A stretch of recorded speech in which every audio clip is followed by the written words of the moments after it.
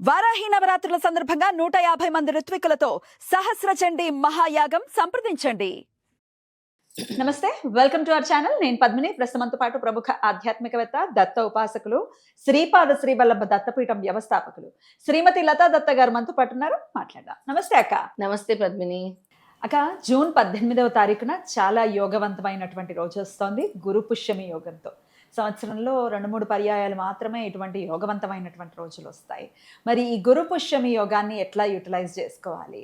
మీరైతే ఖచ్చితంగా ఈ గురు పుష్యమి అప్పుడే కదా ఈ రింగ్స్ అవి జయించింది, రవి యోగంలో. రవి పుష్యమి యోగం అది కూడా అంతే పవర్ఫుల్ అండ్ సేమ్. సో చెప్పండి, ఎట్లా యూటిలైజ్ చేసుకోవాలి ఈ గురు పుష్యమి యోగా? చాలా చాలా ఆస్పీషియస్ ముహూర్తం అని చెప్పొచ్చు పద్మిని. ఎందుకంటే ఈ గురు పుష్యమి అయిపోయిన తర్వాత నెక్స్ట్ ఇయర్ వరకు వెయిట్ చేయాలి మళ్ళీ మనం గురు పుష్యమి కోసం. లేవు, ఇప్పట్లో లేవు. అయితే మనము బంగారం కొనాలన్నా, పెళ్ళిళ్ళకి ముఖ్యంగా వివాహ ముహూర్తాలు కూడా ఉన్నాయి ఇప్పుడు. పెళ్ళిళ్ళకి మేము బంగారం కొనాలన్నా, వెండి కొనాలన్నా, వస్త్రాలు కొనాలన్నా, లేదా కొత్త వెహికల్ కొనాలన్నా, కార్ కానీ బైక్ కానీ ఇలాంటివి ఏం కొనాలన్నా, కొత్త పుస్తకాలు కొనాలన్నా కూడా ఈ ముహూర్తము అద్భుతమైన ముహూర్తము. ఇంకా ఆ ముహూర్తం ఈ ముహూర్తం అని చూడొద్దు. ఇంతకంటే అద్భుతమైన ముహూర్తం ఇంకొకటి ఉండదన్నమాట. అంటే ఇది మాకు సెట్ అవుతుందా, సెట్ కాదు ఇంకా అని పట్టించుకోక, దేనికి ఏ జాతకం వాళ్ళైనా, ఏ నక్షత్రం వాళ్ళైనా కళ్ళు మూసుకొని కొనేసుకోవచ్చు. ఎందుకంటే కింగ్ ఆఫ్ నక్షత్రం, నేను ఎప్పుడు చెప్తాను, పుష్యమి ఏంటి, గ్రోత్ ని ఇండికేట్ చేస్తుంది, ఎదుగుదల. ఇంకా గురువు అంటే మనకి నాలెడ్జ్, విజ్డము, ప్రాస్పరిటీ, ఇద్దరు కాంబినేషను. అమృత సిద్ధి యోగం వచ్చింది, సర్వార్థ సిద్ధి యోగము, ఇవన్నీ యోగాలతో కలిసి ఉండేటువంటి అద్భుతమైన ముహూర్తం అని చెప్పొచ్చు. ఇక ఆ రోజు గురువుల్ని కలుసుకోవటం కోసము, గురువుల్ని కలిసి గురోపదేశం తీసుకోవడము, లేదా ల్యాండ్ అగ్రిమెంట్ చేసుకోవటము, రియల్ ఎస్టేట్లో ఇన్వెస్ట్ చేయాలనుకున్నా, కొత్త ఇంటికి అడ్వాన్స్ ఇవ్వాలనుకున్నా, పిల్లల్ని కాలేజీలకు పంపించాలన్నా, స్కూల్కి పంపించాలన్నా. ఎందుకంటే జూన్ 18 మళ్ళీ నవమ సంఖ్య, అదే భక్తి సంఖ్య. అండ్ వెరీ వెరీ చాలా ఎంతటి పవర్ఫుల్ అంటే అంతటి పవర్ఫుల్ అనమాట. దీనికి ఇంకో వేరే తిరుగు లేదు పద్మిని. అలాగే ఆ రోజు మీ గురువుల్ని కలవటానికి వెళ్ళినా, ఎక్కడికి వెళ్ళినా పసుపు రంగు కర్చీఫ్ తీసుకెళ్ళి ఇవ్వండి. ఎల్లో కలర్ కర్చీఫ్ లేదా ఎల్లో కలర్ పుష్పాలు, మ్యాంగోస్ వస్తున్నాయి ఇప్పుడు, మ్యాంగోస్. అలాగే దేవాలయాల్లో కానీ ఎక్కడైనా కూడా అనార్థులకు కానీ ఎల్లో ఫ్రూట్స్ డొనేట్ చేయండి, బనానాస్ కానీ మ్యాంగోస్ కానీ. ఎందుకంటే మనం చేసే చిన్న చారిటీ అయినా మల్టిపుల్ టైమ్స్ ఫలితం వస్తుంది. ఆ రోజు ఏం చేసినా కూడా మల్టిపుల్ టైమ్స్ అవుతుంది అన్నమాట. బట్టలు కూడా మరి పెట్టచ్చు గురువులకి, పసుపు రంగు వస్త్రాలు ఇవ్వచ్చు, లేదా ఏదైనా పసుపు రంగు పుష్పాలు, పసుపు రంగు ఫ్రూట్స్. అలాగే మీరు ఒక పసుపు రంగు క్లాత్ తీసుకొని 7 గోమతి చక్రాలు, 8 లక్ష్మీ గవ్వలు ఆ పసుపు రంగు వస్త్రంలో కొద్దిగా పచ్చకర్పూరం వేసి భగవంతుడి దగ్గర, గురువు దగ్గర పెట్టుకొని తర్వాత మీ లాకర్లో పెట్టుకోండి. చాలా బాగా కలిసి వస్తుంది అనమాట. ఇట్లా లైవ్ గురువులు లేరు అని అనుకుంటే గురు దత్తాత్రేయ స్వామికైనా మనం సమర్పించవచ్చు కదా ఇప్పుడు మీరు చెప్పినవన్నీ? అవును, దత్తపీఠాల్లో కూడా సమర్పించవచ్చు. ఇప్పుడు గురువులు అంటే మనకి లైఫ్లో గైడ్ చేసేవాళ్ళు. చాలా మందికి టీచర్స్ ఇన్స్పైర్ చేస్తూ ఉంటారు, చాలా మందికి స్పిరిచువల్ గురువుస్ ఉంటారు. అలాగే వాళ్ళకి విద్య ఏ విధంగా అయినా, కొంతమందికి మనం చూసుకుంటే వాళ్ళు మెకానికల్లో ఉండొచ్చు, సివిల్లో ఉండొచ్చు, ఆస్ట్రలాజికల్గా ఉండొచ్చు, ఎలాగైనా ఉండొచ్చు గురువులు.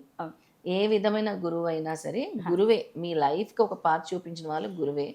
వాళ్ళని వెళ్ళి దర్శించుకోండి. లేదా మీకు వెళ్ళటం కుదరకపోతే ఫోన్లో బ్లెస్సింగ్స్ తీసుకోండి. వాళ్ళకి ఏదో ఒక గూగుల్ పే, ఫోన్ పే చేసి వాళ్ళకి ఫ్రూట్స్ కొనుక్కోమని, ఎల్లో ఫ్రూట్స్ అలాంటివి చేయండి, చాలా ఎక్కువ ఫలితము.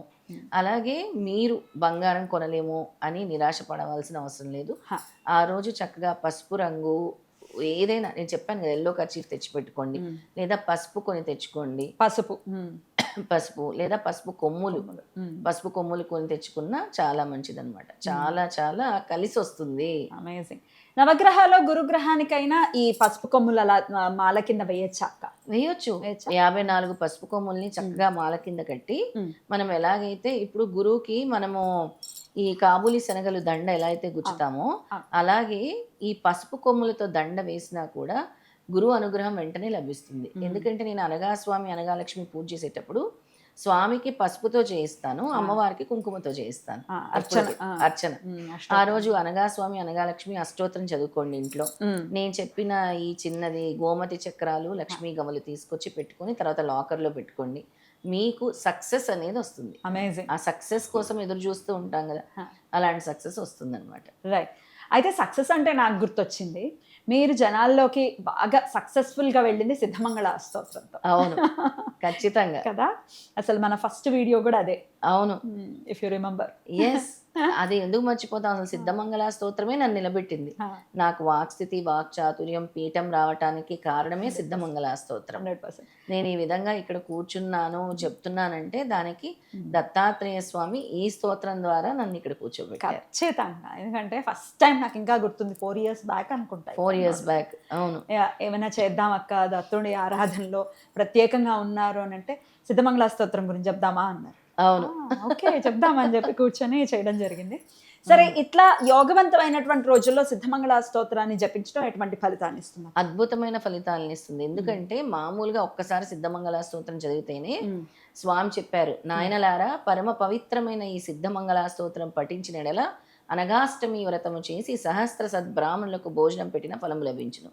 అంటే ఒక్కసారి మనం సిద్ధమంగళ స్తోత్రం చేస్తేనే స్వామి అంతటి ఫలితాన్ని, అంటే 11 సార్లు మనం చేస్తే ఆ రోజు గనక 54 సార్లు కానీ 108 times కానీ చేసుకుంటే అసలు మీకు అఖండ విజయం, ఇంకా తిరుగులేదు. గురువు ఎలా అంటే ఇలా షవర్ చేస్తారు బ్లెస్సింగ్స్, ఇలా పూలవాన కురిపించినట్టు అలా షవర్ చేస్తారు. ఎప్పటిదాకా ఉందక్క గురు పుష్యమి యోగం? ఆ రోజున, ఆ రోజు మాత్రము పూర్తి రోజు లేదు పద్మిని, ఆ రోజు మధ్యాహ్నం వరకే ఉంది గురు పుష్యమి యోగం. ఓకే, మధ్యాహ్నం తర్వాత లేదు. అంటే ఆ రోజు చాలా తక్కువ సమయం ఉంది మనకి, ఉదయం 11:30 వరకే ఉంది. ఓకే, అందుకే ఆ సమయంలోనే, ఈ సమయం లోపే మనం పూర్తి చేసుకోవాలి.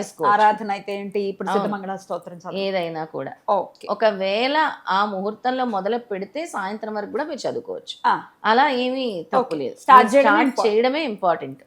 ఎలా అవుతుంది, నాకు 54 సార్లు అవుతుందా లేదా, 108 సార్లు అవుతుందా లేదా కాదు. ఆ రోజు మనం లైవ్ ఇద్దాం పద్మిని, తప్పకుండా లైవ్ ఉంటుంది సిద్ధమంగళ స్తోత్రం. మనతో పాటు అందరూ ఆ లైవ్ లో సిద్ధమంగళ స్తోత్రం పారాయణం చేశాము, మేము కూడా మీతో పాటు 11 సార్లు చదివాము సిద్ధమంగళ స్తోత్రం అని మనకు కమెంట్ చేస్తే అలాగే వాళ్ళకి గురువు అనుగ్రహం సంపూర్ణంగా ఉంటుంది. 11 times చదవటానికి ఇంచుమించుగా 20 minutes పడుతుంది. అంతే కదా, అంతే. సో ఆల్మోస్ట్ మనకి సూర్యోదయం నుంచి 11:30 వరకు ఉంది యోగం. ఉంది. 54 సార్లు ఈజీగా అయిపోతుంది. ఇంకా సామూహికంగా సమిష్టిగా గనక చేశారంటే, సామూహికంగా అదే లెక్కన 5 ఉన్నాం అక్క, అలా చేసుకోవచ్చు. 5 5 సార్లు చదివితే 25 సార్లు చదివినట్టు, 10 సార్లు చదివితే 50 సార్లు చదివినట్టు, 11 సార్లు చదివితే అలా 20 సార్లు చదివితే 108 సార్లు అయిపోతుంది కదా. 22 సార్లు చదివితే 108 సార్లు అయిపోతుంది. అందరూ కలిసి కూడా హాయిగా చేసుకోవచ్చు. ఆ సమిష్టి సాధనే స్వామికి ఇష్టం కాబట్టి ఆ రోజు అందరు ఎవరి ఇళ్లలో వాళ్ళు ఒక సమయం మనం పెడదాం పద్మిని. ఉదయం 10 నుంచి 11:30 సమయంలో అందరూ చదవండి సిద్ధమంగళ స్తోత్రం.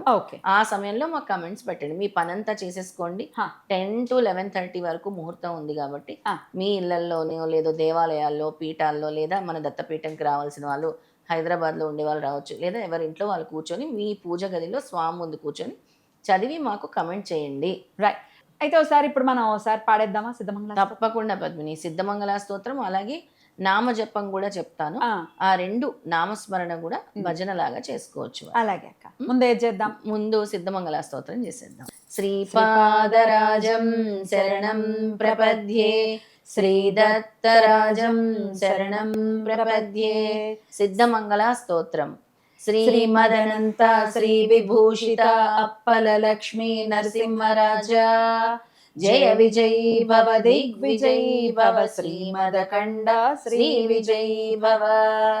శ్రీ విద్యాధరి రాధ సురేఖ శ్రీరాకీధర శ్రీపాద, జయ విజయీ భవ దిగ్విజయీ భవ, శ్రీమదఖండ శ్రీ విజయీ భవ.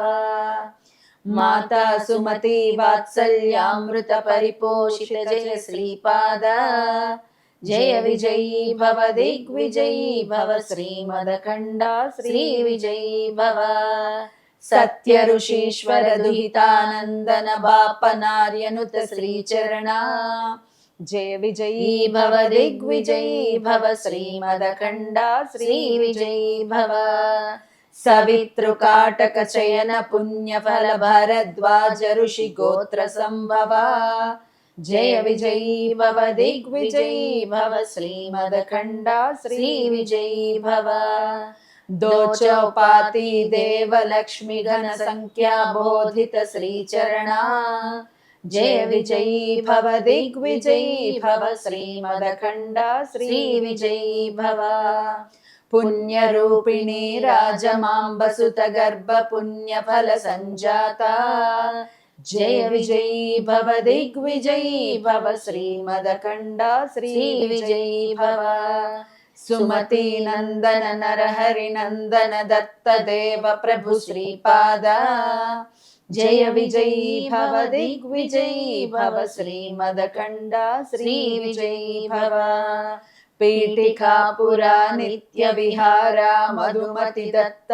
మంగళ రూపా జయ విజయీ భవ దిగ్విజయీ భవ శ్రీమదఖండ శ్రీ విజయీ భవ శ్రీపాదరాజం శరణం ప్రపద్యే శ్రీదత్తరాజం శరణం ప్రపద్యే. ఈ స్తోత్రం యొక్క ఫలితం చెప్తాను నాయనలారా. పరమ పవిత్రమైన ఈ సిద్ధమంగళ స్తోత్రం పఠించిన వేళ అనగాష్టమి వ్రతం చేసి సహస్ర సద్బ్రాహ్మణులకు భోజనం పెట్టిన ఫలము లభించును. ఈ స్తోత్రము యోగిలచే పఠింపబడును. ఈ స్తోత్రం పఠించినంతనే కోరికలు నెరవేరును. ఈ స్తోత్రం పఠించిన వేళ దత్తాత్రేయ స్వామి శ్రీపాద శ్రీవల్లభ స్వామి కృపకు పాత్రులగదురు. ఈ స్తోత్రం పఠించిన చోట సూక్ష్మవాయు మండలంలో సిద్ధపురుషులు అదృశ్య రూపంలో తిరుగుదురు. అద్భుతం. నామజపం ఏం చేస్తాం? నామజపం చేద్దాం.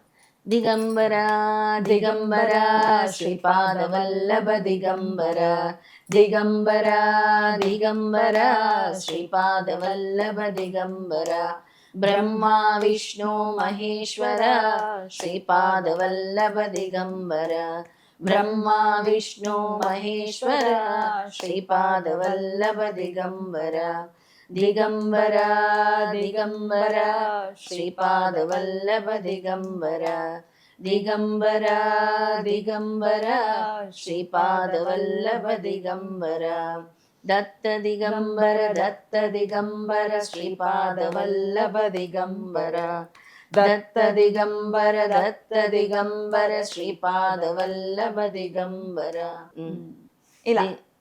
ఇలా నామస్మరణ చేస్తే ఇదే కంటిన్యూ చేస్తే చాలా మంచిది. ఈ విధంగా మీరు ఓ 10 నిమిషాలు చేయగలరా, 20 నిమిషాలు చేయగలరా, ఒక గంట సేపు చేయగలరా. ఈ నామస్మరణ ఏంటంటే మనని భవబంధాలని అంటే ఈ సంసార సాగరంలో నుంచి తరింపజేస్తుంది, మనశ్శాంతి ఇస్తుంది, ఆనందాన్ని ఇస్తుంది, నీకు మార్గాన్ని సూచిస్తుంది. సిద్ధమంగళ స్తోత్రం కానీ ఇప్పుడు మీరు చెప్పిన ఈ నామ జపం కానీ ఇప్పుడు పెద్దవాళ్ళు ఉన్నారు, కింద కూర్చోలేము, లేకపోతే దేవుడి గదిలో కూర్చునే పరిస్థితి లేదు, మేము ఇట్లా హాల్లోనో కుర్చీల్లో కూర్చుని చదువుకోవచ్చా అని అడిగే వాళ్ళు ఉంటారు. ఖచ్చితంగా చదువుకోవచ్చు. స్వామి ఒక్కటే చెప్తారు, నీ సోల్ అనేది ఎప్పుడు నా గురించి తాపత్రయపడుతుందో దాన్నే నేను చూస్తాను. నువ్వు అక్కడ కూర్చున్నావు ఇక్కడ కూర్చున్నావు అని కాదు, నీ మనసు ఎల్లవేళలా నాతో అంటే నా నామస్మరాన్ని కోరుకుంటుంది, నన్నే నువ్వు నిలుపుకున్నావు అని అంటే అంతకు మించి ఏమీ లేదు పద్మిని. వాళ్ళు మంచం మీద కూర్చొని కూడా పడుకొని కూడా చేసుకోవచ్చు. ఎందుకంటే రోజు రాత్రి పడుకునే ముందు చదువుకోవచ్చు అని చెప్తున్నారు కదా. అవును, హ్యాపీగా చదువుకోవచ్చు. మనకి శాస్త్రం ఏం చెప్తుందంటే మనము రాత్రి పడుకునేటప్పుడు చదువుకొని పడుకోవటం వల్ల మనం ఒక ధ్యాన అవస్థలోకి వెళ్ళిపోతాం. అంటే మన మనసు ఆయన మీద లగ్నం అవుతుంది అనమాట. దాన్ని అద్భుతం, చాలా చక్కగా ఎక్స్ప్లెయిన్ చేశారు. ఖచ్చితంగా ఇది లైవ్ కూడా ఉంటుంది కాబట్టి ఆ రోజు మార్నింగ్ 10 to 11:30 లైవ్ ఉంటుంది కాబట్టి లైవ్లో మీరు చదవండి. అంతా చదివిన తర్వాత అక్కడే కమెంట్ సెక్షన్లో రాయండి. చేశాను మేము సిద్ధమంగళ స్తోత్రాన్ని. చాలా అద్భుతంగా మాకు వివరించారక్క, కృతజ్ఞతలు. నమస్కారం అక్క. జయ గురుదత్త. జయ గురుదత్త.